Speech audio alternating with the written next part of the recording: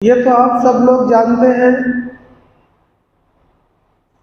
कि पूरे मुल्क में बल्कि पूरी दुनिया के अंदर इस्लाम दुश्मनी की खेती की जाती है। उसी की फसलें काटी जाती हैं, उसी के अनाज गोया पूरी दुनिया को खिलाए जाते हैं। लिहाजा हर कौम, हर मुल्क, हर खित्ता मुसलमान दुश्मनी से बिल्कुल पुर है। ऐसा नहीं है कि सब लोगों के अंदर बराबर की दुश्मनी हो, मगर मुसलमानों की नफरत की जो आबियारी बरसों से की जा रही है, उससे कोई भी अब नावाकिफ नहीं है। सभी लोग उससे मुतासिर हुए, कोई ज्यादा तो उसने नफरत की इस आबियारी के नतीजे में मुसलमानों से खुल्लम खुल्ला दुश्मनी मोल ले ली और अलल एलान वो इस्लाम के खिलाफ हो गया। फिर उसने इस्लाम की तस्वीरों को मस्ख करने की कोशिश की और ज़्यादा जज्बा बढ़ा तो दुनिया से मुसलमानों को और इस्लाम को ख़त्म करने की कसमें खाई और उस पर अमल दरामद भी किया। गर्व ये है कि नफरत की ये हवा जो चलाई गई, उसका असर हर एक पर पड़ा है। किसी ने ज़्यादा असर लिया तो नताइज ये सामने आए और किसी ने कम असर लिया तो उसकी तरफ से कोई रद्द अमल का इजहार नहीं हुआ। मगर इतना हमें और आपको तस्लीम करना पड़ेगा कि बहरहाल इस्लाम की तस्वीर उसके जहन में भी मस्क है। मुसलमानों की छवि, मुसलमानों के अखलाक की बुलंदी, मुसलमानों के किरदार की शफ़ाफ़ियत उनके जहन से भी निकाली गई है। मुसलमानों का अदल और इंसाफ, मुसलमानों की खुदा परस्ती और मुसलमानों के इंसानियत नवाजी, ये सारी चीज़ें उनके जहन से निकाल कर एक काल्पनिक मुसलमान, एक काल्पनिक इस्लाम उनके दिल दिमाग के अंदर बिठा दिया गया है, जिससे वो लोग नफरत करते हैं। मुसलमान का नाम आते ही, इस्लाम का नाम आते ही गोया उनके अंदर एक वो चीज़ पैदा हो जाती है कि ये बिल्कुल दूसरे दर्जे पर रखने की चीज़ है, इनके करीब नहीं जाना है। ये किस नतीजे में है? मैं फिर जिक्र करता हूँ, पूरी दुनिया के अंदर मुसलमानों के खिलाफ, इस्लाम के खिलाफ नफरत की जो आबियारी की गई, नफरत की जो खेती बोई गई, नफरत की जो हवा और फिजा बनाई गई, उसके नतीजे में पूरी दुनिया के लोग, हर मुल्क, हर कौम मुतासिर हुई।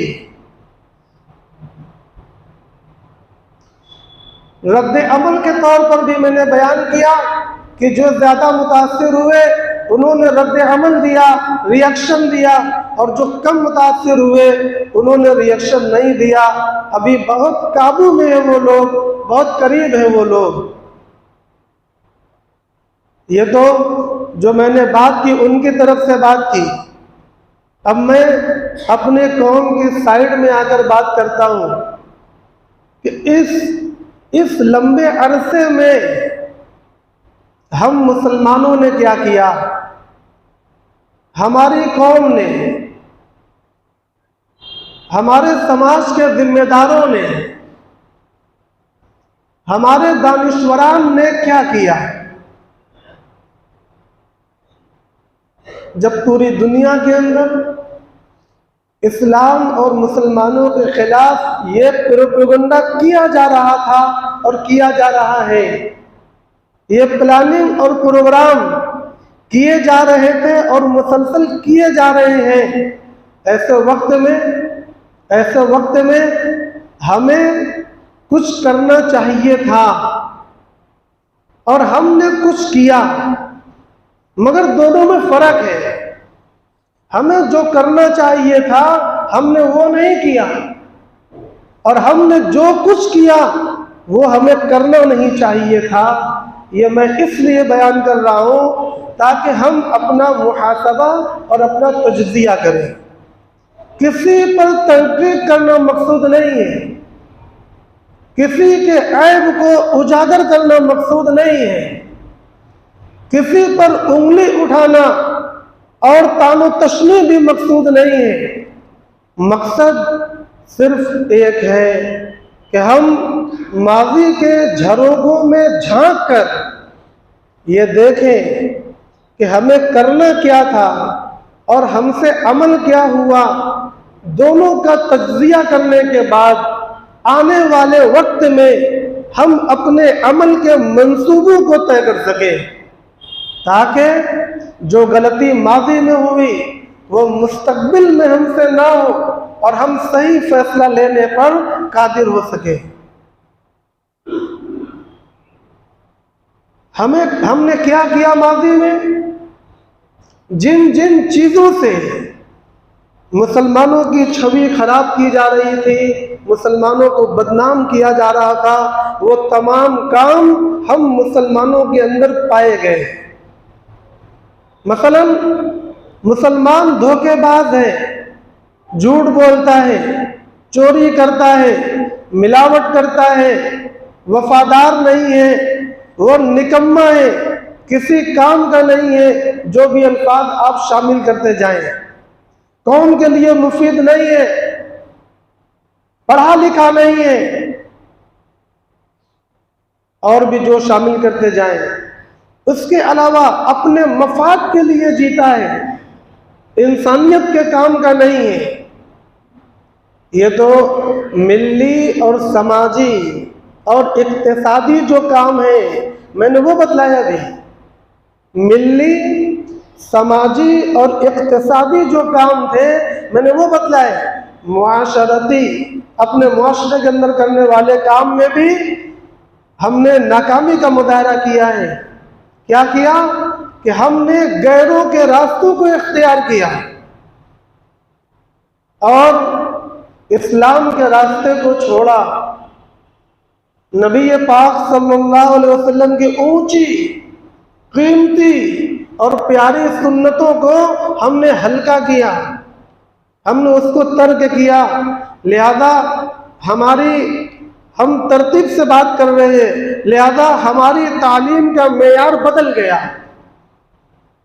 हमारी तालीम का मेयार बदल गया। हम अपने बच्चों और बच्चियों को वो तालीम दिलाने लगे जो तालीम गैरों की थी, और पूरी तरीके से उसी के अंदर मुलव्विस हो गए। हमने अपने बच्चों को इतना भी वक्त ना दिया कि वो इस्लाम की फराइज़ की तालीमात को हासिल करें, और ना हमने उनके लिए ऐसा कोई निज़ाम कायम किया। हमने उनको छोड़ दिया गैरों की परवरिश में, गैरों की गोद में, और मुतमईन होकर बैठ गए। लिहाजा उन्होंने वहां से जो कुछ हासिल किया, करने के बाद वो जो बने तो उन्हीं के होकर रह गए। अगर कोई डॉक्टर बना तो वो उन्हीं का डॉक्टर है, कोई इंजीनियर बना तो वो उन्हीं का है। उसने इस्लाम और मुसलमानों की खिदमत का कोई जज्बा पैदा नहीं किया। इस्लाम के नाम को रोशन करने का कोई दाइया उसके दिल के अंदर कभी नहीं आया। क्यों? क्योंकि कभी उस दाइये के बीज को उसके दिल में बोया ही नहीं गया। बहुत से लोग बने, मास्टर, डॉक्टर, वकील, इंजीनियर, जज, और फौज में हर डिपार्ट के अंदर मुसलमान गए, आपको मिलेंगे, मगर उनमें से इस्लाम की तर्जुमानी करने वाले 1% से कम आपको मिलेंगे। सिर्फ वो लोग जिनकी बचपने में इस्लाम के मुताबिक तरबियत की गई, वो हर जगह जाकर अपनी पहचान के साथ, अपनी इबादत के साथ, अपने अकायद के साथ कायम है। मगर 99% हमारे लोग उन्हीं के अंदर जाकर घुल मिल गए। ये क्यों हुआ? क्योंकि हमने गैरों के तालीम के तरीके पर उनको छोड़ा, मगर इस्लाम के जो फराइज़ थे, जिनको सिखाना ज़रूरी था, जिनको बताना ज़रूरी था, जिनको पिला देना फ़र्ज था, जो उनके अकीदे, उनके ईमान, उनके इबादत, उनकी आइडेंटिटी की हिफाजत करता था, हमने उन चीज़ों से उस बच्ची को रोशनास नहीं कराया। उन्होंने सिक्के का एक रुख देखा और उसी की तरफ बढ़ते चले गए। नतीजन वो नौजवान बच्चे और बच्चियां जब कुछ बने तो हमारे हाथ से निकल गए। उन्होंने दुनिया की खिदमत की, उन्होंने अपनी कंपनियां कायम की, उन्होंने बहुत मालो दौलत कमाए, मगर वला तुनफिकून फी सबीलिल्लाह का मिज़दाक बने। अल्लाह के रास्ते में खर्च करना वो नहीं जानते। वजाहिदू फी सबीलिल्लाह का मिज़दाक उनको कभी बतलाया ही नहीं गया। लिहाजा मैं यही कह रहा हूँ कि मिल्लत इस्लामिया को उनसे कोई फ़ायदा, कोई नफ़ा हासिल नहीं हुआ। तालीम के साथ साथ तहज़ीब जो बहुत बड़ा माना रखती है, अपना कल्चर, अपनी तहज़ीब, अपने अल्फाज, अपना तौर तरीका, हमने इसके अंदर भी इस्लाम के साथ दुश्मनाना रवैया बरता है। हमने इस्लाम के तमाम मसनून अमल को छोड़ा और गैरों के रास्ते पर चले गए। लिहाजा हमारा जो भी ये सब तौर तरीका है, ये गैरों के साथ खल्त मल्त होता चला गया। आज उस दौर के अंदर हम लोग जी रहे हैं कि बाज़ कौमों, बाज़ बिरादरियों के पास आप जाएं तो आपको समझ ही में नहीं आएगा कि क्या इस्लाम है, क्या कुफ्र है। इस्लाम की तालीमात इन जगहों पर कहाँ हैं, आपको नहीं मिलेंगी। और अगर आप उनमें से किसी से पूछेंगे तो वो बतलाने पर भी कादिर नहीं है, क्योंकि वो जानते ही नहीं। तहजीब पूरी गैरों की, वज़ाकता गैरों की, बोल चाल का अंदाज गैरों का, सोने और उठने का अंदाज गैरों का, घर के तमाम उमूर, घर का तमाम तौर तरीका, घर के तमाम कह लो डेकोरेशन भी ये गैरों की, जिसमें यह भी शामिल है कि बड़ी बड़ी तस्वीरें लगी रहती हैं। और गैरों के तरीके में यह भी शामिल है कि वो फिल्में देखने के लिए, नाच गाने देखने के लिए और दूसरे सीरियल और प्रोग्राम देखने के लिए बड़ी बड़ी टीवियां लगी रहती हैं। क्या इस्लाम ने कभी इसकी इजाजत दी है? जिन लोगों ने लगाया, क्या उन्होंने उलमा से कभी समझा कि हम ये काम करने जा रहे हैं, हमें इस्लाम इसकी इजाजत देता है या नहीं? मैं कह रहा हूं घर के अंदर भी, घर के बाहर भी तहजीब, तमद्दुन, तौर तरीका सब गैरों का लाया गया है। इसके अलावा और आगे बढ़े, अपने तकरीबात और प्रोग्राम, शादी और ब्याह, मरनी और गमी, इन तमाम चीजों के अंदर गैरों का पूरा पूरा तरीका इख्तियार कर लिया गया।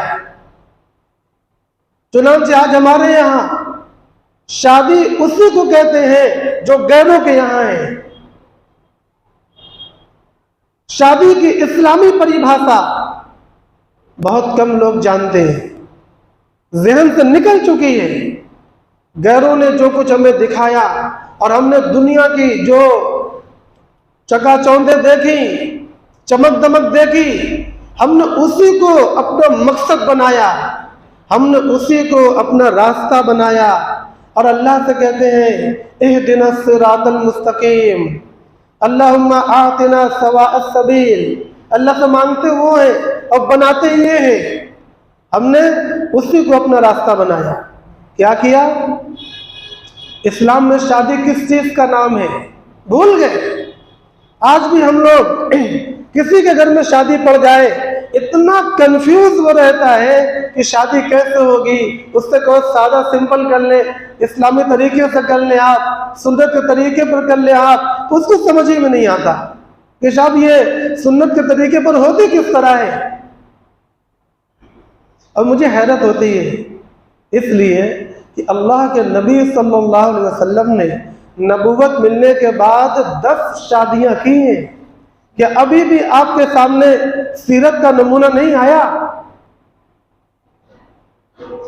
10 तो अपनी की है, फिर अपने बच्चियों की भी की है। हजरत अबू बकर सिद्दीक रज़ी अल्लाह तआला अन्हु, हजरत उमर, उस्मान, हजरत अली रज़ी अल्लाह तआला अन्हुम अजमईन, खुलफाए राशिदीन, अशरा मुबश्शरा, तमाम सहाबा को ले ले, बदरी, मुहाजिर और अंसार, बहुत कम सहाबा ऐसे मिलेंगे जिन्होंने एक शादी की हो। कई कई शादियां होती थी, एक बीवी का इंतकाल हुआ, दूसरी शादी हो गई। कोई मजबूर बेवा औरत आई, अल्लाह के नबी के दरबार में ऐलान करने लगे कि या रसूल अल्लाह, या तो आप मुझसे शादी कर ले या किसी से मेरी शादी करा दे। अल्लाह के नबी ने किसी की शादी करा दी। तो ये शादी का होना नबी पाक सल्लल्लाहु अलैहि वसल्लम की सीरत में, सहाबा की हयात में कुछ कम है जो हमें अभी तक मिसाल नहीं मिलती, अभी तक हमारे रास्ते वाज़ेह नहीं होते। ये वो मामला था अल्लाह के नबी के ज़माने में कि 2 रकात नमाज पढ़ना और शादी करना दोनों बराबर दर्जे की मेहनत थी। और आज हमारे यहाँ शादी करना ये सालों साल की नमाज बर्बाद कर किए बगैर मुमकिन नहीं है। नमाजें छूटती हैं, तिलावतें छूटती हैं, तकवे तारत छूट जाते हैं, और ना जाने कितने बिदआत में और कितना खिलाफ सुन्नत के अंदर हम लोग मुब्तला हो जाते हैं। शायद इससे बड़े गुनाह भी बहुत से सरजद होते हैं। अगर शादियों में मुनकरात हो तब तो कुछ पूछना ही नहीं। शादी किस चीज का नाम है? शादी नाम है निकाह और वलीमा का, और उससे पहले मंगनी है। मंगनी शादी नहीं है, मंगनी नाम है जुबानी वादे का। उसके अंदर ताम झाम जितना भी है ये सब गैरों का तरीका है। अगर हम उसको करेंगे तो सरजमीने दुनिया पर हम गैरों का तरीका लाएंगे, हम दुनिया को गैरों के तरीके से भरेंगे, हम गैरों का सपोर्ट करेंगे, गैरों की रस्म को हम बढ़ाएंगे। और अगर हम उनको छोड़ेंगे और अल्लाह के नबी की बतलाई हुई बात के मुताबिक अमल करेंगे तो इस सरजमीन पर जो अल्लाह की है हम अल्लाह के हुक्म को नाफिज करने वाले बनेंगे। मंगनी सिर्फ जुबानी वादे का नाम है, इतना ही होना चाहिए। हम रफ्ता रफ्ता उलमा से इजाजत मांग मांग कर यह पूछ कर कि मौलवी साहब इसमें कोई हरज तो नहीं है, यह पूछ कर मसला नहीं पूछा, यह पूछा कि अगर ये कर ले तो इसमें कोई हरज तो नहीं है, चल जाएगा। तो मौलवी साहब बताते हैं हाँ चल तो जाएगा। तो इस तरीके से करते करते हम इतना आगे बढ़ जाते हैं कि अब वो चीज वाजिबुत तर्क हो जाती है। वो चीज क्या हो जाती है? वाजिबुत तर्क। समझ गए तर्जुमा? जिसका छोड़ना उम्मत के हर फर्द पर वाजिब हो जाता है, वो ऐसी पोजीशन में आ जाती है। मंगनी की जितनी रस्में हैं वो सब इसी पोजीशन की हैं। क्या हक बनता है? नौजवान लड़कियां बन ठन कर जाती हैं और गैर महरम के सामने खुल्लम खुल्ला वो सामना करती हैं। उस वक्त कोई इस्लामी तसव्वुर, कोई ईमानी तहफ़्फ़ुज़, कोई हया का ख्याल उनके दिमाग में भी नहीं आता, जबकि हया को ईमान का एक दर्जा करार दिया गया है। एक मुसलमान औरत हयादार ना हो यानी वो ईमानदार नहीं है, यानी वो ईमान वाली नहीं है। इज़ा फ़ातकल हया फ़अल मा शिअता, अगर तेरे अंदर से हया खत्म हो गई तो अल्लाह के नबी फरमाते हैं फिर जो चाहो करो। जब हया ही नहीं है तो तुम कुछ भी कर सकते हो। हया औरत का जेवर है, हया मर्दों के लिए भी है, दोनों का अलग अलग मकाम और मर्तबा है। मगर हमारे यहाँ इन चीज़ों का कतई ख्याल नहीं किया जाता। आम हालात में तालीम दी जाती है, मगर जब इन प्रोग्राम का वक्त आता है तो ईसाइयों का तरीका, हनूत का तरीका, यहूद का तरीका, हम इसको बिल्कुल आम समझते हैं और उससे के मुताबिक अमल करते हैं। इस्लाम का क्या तरीका है? इस्लाम का तरीका यहाँ पर भी वही है जिसके अंदर पर्दे के, जिसके अंदर वादे के, जिसके अंदर आने जाने के तमाम इस्लामी कानून और मसाइल मौजूद है। उसको हम छोड़ेंगे तो गैरों के तरीके पर ही आएंगे। ये तो बात हो गई मंगनी की। अब निकाह क्या है? निकाह सिर्फ दो चीजों का नाम है, सिर्फ दो चीजों का। नंबर एक निकाह पढ़ना पढ़ाना और नंबर दो वलीमा। नंबर दो वलीमा। इसके अलावा जितनी चीजें हैं, क्या क्या? पहले तो बधावा, सारी पदोहें और लड़कियां पता नहीं कौन वो बधावा पहनती हैं। शायद मेरे अल्फाज गलत हो जाएं, मुझे ये इस्तिलाह ज्यादा याद नहीं रहती। वो आते हैं मायके से अटैची भर भर कर। औरतों का ये एक रस्म रिवाज है, ये वाजिबुत तर्क है, ये जायज नहीं है, इसको छोड़ना वाजिब है। ये गैरों का तरीका है और इस्लाम मुस्तकिल दीन है। वमन यब्तगि गैरल इस्लाम दीनन फलन युक़बल मिन्हु। इस्लाम ने ये ऐलान किया है, इस्लाम ने ये कहा है अल यौमा अकमलतु लकुम दीनकुम व अतममतु अलैकुम निअमती व रज़ीतु लकुमुल इस्लाम दीना। बड़े वाज़ेह अल्फाज में मुख्तलिफ पैरायों के अंदर वाज़ेह अहकाम इस्लाम ने मुसलमानों को दिए हैं। हम कुरान पढ़ते नहीं, कुरान को समझते नहीं, कुरान को पढ़वाते नहीं, हमारे दिमाग से बातें उड़ी रहती हैं। ये जो रस्में हैं ये औरतें मुतालबा करती हैं, मगर उनका कौन सा मुतालबा आप मानेंगे और कौन से मुतालबे पर उनकी इस्लाह करेंगे, ये आपकी और हमारी जिम्मेदारी है। हर बात नहीं मानी जाती और हर बात नहीं काटी जाती। कुछ बात मानी जाएगी और कुछ बात काटी जाएगी। यही तो शुरू होता है कलमे ला इलाहा इल्लल्लाह से। कुछ बात काट देना है, कुछ बात मान लेना है। यही कहता है इस्लाम, अम्र बिल मारूफ और नही अनिल मुनकर। कुछ काम करने के हैं, कुछ काम छोड़ने के हैं। यही तरीका हमें अपने घर के अंदर भी नाफिज करना है। कुछ काम करने के हैं और कुछ काम मना करने के हैं। मना करने वाले काम को हम लोग रोकते नहीं हैं। आगे चलते हैं। इसके अलावा अब क्या है? निकाह और वलीमा। अब निकाह के लिए लंबी चौड़ी बारात। ये बारात क्या है? कुरान में, हदीस में, फ़िक़ह में, तफसीर में, इस्लाम के उन्वान पर मुरत्तब होने वाली किसी किताब में लफ्ज़ बारात आपको नहीं मिलेगा। बारात गालिबन हिंदी का लफ्ज़ है जिसको हमने अपने दिल से लगा कर रखा है। लंबी चौड़ी बारात ले जाना और मुतालबे रखना ये गैरों का तरीका है, ये इस्लाम का तरीका नहीं है। अगर हम इसको करते हैं तो उस वक्त हम गैरों के तरीके को दुनिया के अंदर राइज करते हैं, बढ़ावा देते हैं और इस्लाम के तरीके को मिटा कर ये काम करते हैं। क्योंकि यहां पर हमें इस्लाम का तरीका करना चाहिए था। इस्लाम का तरीका क्या है? जैसे अल्लाह के नबी ने बार बार किया, जैसे सहाबा बार बार करते थे। या तो अपने मकाम पर रहकर निकाह पढ़ ले और विदाई को मंगवा ले, एक तरीका ये भी है। और एक तरीका ये भी है कि चंद लोगों के साथ, चंद यानी 10-15 लोगों के साथ, बहुत बढ़ गए 20-25 लोगों के साथ, उससे ज्यादा बढ़ने की कोई अकली वजह और नकली वजह कुछ भी नहीं है। कोई वजह तो होनी चाहिए इतनी बड़ी भीड़ को लेकर जाने की। इस्लाम आस्था का मजहब नहीं है, इस्लाम हकीकत का मजहब है, नफ्सुल अम्र, जिबिल्लत और फितरत का मजहब है। इस्लाम का हर काम सोचा समझा, नपा तुला, मोतदिल, मोतबर और मुस्तदल होता है। इस्लाम किसी खिलवाड़ का नाम नहीं है कि हम जब जो चाहे कर लेंगे।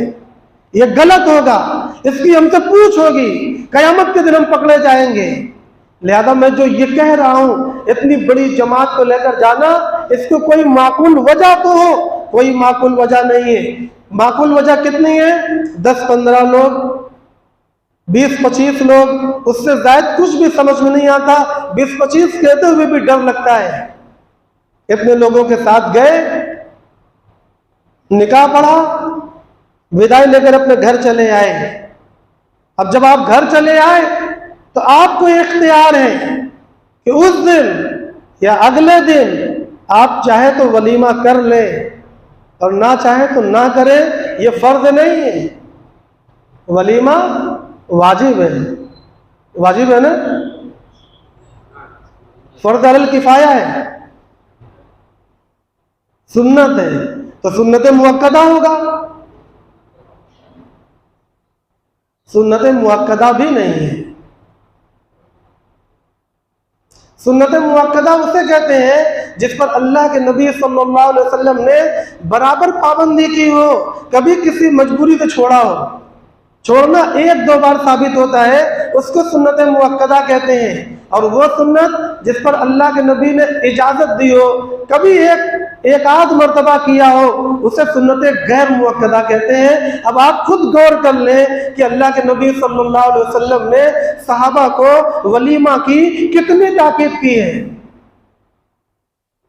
कितनी बार अल्लाह के नबी सल्लल्लाहु अलैहि वसल्लम ने अपने 11 निकाह में से वलीमा किया है, 1 या 2 में बस। ये सुन्नत गैर मुअक्कदा है। सुन्नत गैर मुअक्कदा को मुअक्कदा का दर्जा देना यह बिदअत है, यह गलत है। ये मसले के अंदर तहरीफ करना, इस्लाम के एक गैर लाजिम हुक्म को लाजिम समझना, यह बड़ी कबाहत की बात मानी जाती है। इसके अलावा ये जो बारात है, बारात कोई इस्लामी तस्वुर नहीं है। अगर जाना ही है तो इस तरीके से आपस में जहां रिश्ता लगे बातचीत तय करना चाहिए, इसका रस्म रिवाज डालना चाहिए, इस्लाम का रस्म रिवाज डालना चाहिए। हाँ, बात मर्तबा लड़के वाले मुतालबा करते हैं कि हमारी तरफ से इतने जाएंगे, ये नाजायज है। लड़के वालों के लिए मुतालबा करना जैसे जहेज का मुतालबा नाजायज है, वैसे ही अपने मेहमान को लड़की वालों के सर पर बोझ बनाकर ले जाना यह भी नाजायज है। अल्हम्दुलिल्लाह हमारी अंसारी बिरादरी में अमूमन ऐसा काम नहीं होता, जबकि गैर बिरादरियों में जो मुसलमानों की बिरादरियां हैं बकसरत ऐसे काम होते हैं। उनको हलाल हराम की तमीज़ कम हुआ करती है। मोहतरम भाइयों और दोस्तों, अभी मैं आप लोगों के सामने हूँ, इसलिए ये कहना चाहता हूँ कि हमारे अंदर भी जो बढ़ोतरी आ गई है, हम उसको उस दर्जे में लेकर आवे कि वो इस्लाम के दायरे के अंदर दाखिल हो जाए, इस्लाम के दायरे से बाहर ना निकले। बाद मरतबा ये मुतालबा लड़की वालों की तरफ से होता है कि आप इतने ढेर सारे लोगों को लेकर आवे। उनकी तरफ से अगर मुतालबा है तो उनका मुतालबा अगर बेजा है तो उसको रद्द करें। हर वक्त अल्लाह का इस्तेज़ार, इस्लाम के प्रचार का इस्तेज़ार ज़हन में रखें। बारात के अलावा वलीमे के अंदर वलीमा को हमने बहुत बढ़ा दिया, इतना बढ़ा दिया कि अब वो वलीमा सुन्नत गैर मुअक्कदा के दर्जे में भी नहीं रहा। अब ये हमारी शान शौकत बन गई, अब ये हमारी इज्जत और शर्मिंदगी का दरिया बन गया। अगर हम करते हैं तो हमारी इज्जत बनती है, और अगर हम इसको नहीं करते तो लोग हमें शर्मिंदा करेंगे कि भाई साहब आपके पास कुछ भी नहीं बचा, क्या आपका सिर्फ दिखावा है, आपके अंदर दम ताकत नहीं है। तो ये चीज हमारी इज्जत और जिल्लत का निशान बन गई, इसलिए ये भी वाजिबुत तर्क है। वलीमे को वलीमे के तरीके से किया जाए, वलीमे को गैरों के तरीके से ना किया जाए। काम तो उनको भी करना है, काम हमको भी करना है, मगर हम अगर अपने तरीके से करेंगे तो क्या होगा कि गैरों का तरीका हमारी ज़िंदगी से निकलेगा और अल्लाह के नबी का तरीका हमारे अंदर आएगा। अब मैं जो ये अर्ज़ कर रहा था कि ये जो मुसलमानों को बदनाम किया गया, जो इस्लाम को बदनाम किया गया, उसको बदनाम करने में हमारा किरदार भी शामिल है। तलाक का मामला हो, इद्दत का मामला हो, औरतों पर जुल्म करने का मामला हो, बच्चों को जाहिल और बदकिरदार बनाने का मामला हो, सरे बाजार बेहयाई के साथ घूमने का मामला हो, हर मामले के अंदर हम गैरों के नक्शे कदम पर चले, हमने इस्लाम की तालीमात को छोड़ा, लिहाजा दुनिया ने हमसे वो शक्लें देखी जिसको उन्होंने भी नापसंद किया। वो ये समझने लगे कि मुसलमान ऐसे ही होते हैं, ये मुसलमानों के अयूब है, लिहाजा वो हमें बदनाम करने लगे और हमारे साथ साथ इस्लाम को भी बदनाम उन्होंने किया। उसमें हमारा किरदार भी शामिल है। ये हमने माजी के कुछ तस्वीरें आपको दिखलाई। अब मुस्तकबिल का मंसूबा हमारा क्या होना चाहिए? वो तमाम उमूर जो हमारे लिए बाइस बदनामी है और जो इस्लाम के लिए दाग है, वो मिल्लत के एक एक फर्द से खत्म होना चाहिए।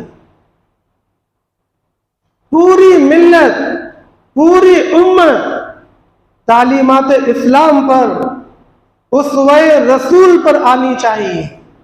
वो तब मुमकिन है जब मिल्लत का हर फर्द इसी एक फिक्र के अंदर अपने दिल दिमाग को तैयार करे, हर फर्द। और हम लोगों की कमी क्या है?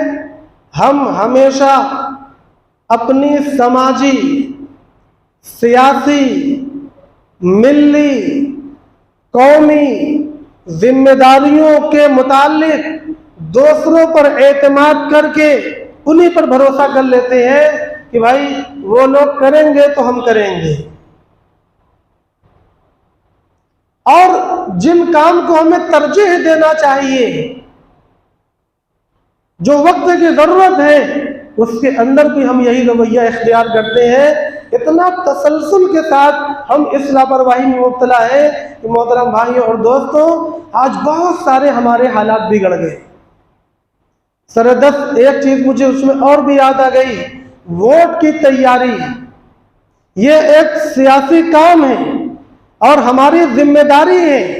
इस सियासी काम को करने का मुतालबा किया जा रहा है कि जगह जगह पर मस्जिद मस्जिद, मोहल्ले मोहल्ले, नौजवान, बड़े और बूढ़े इस मुहिम को जिंदा करें और लोगों के वोटर लिस्ट को चेक करें, उनके नामों को चेक करें और उनकी तैयारी को मुकम्मल करें। वक्त आने पर अगली रहनुमाई की जाएगी।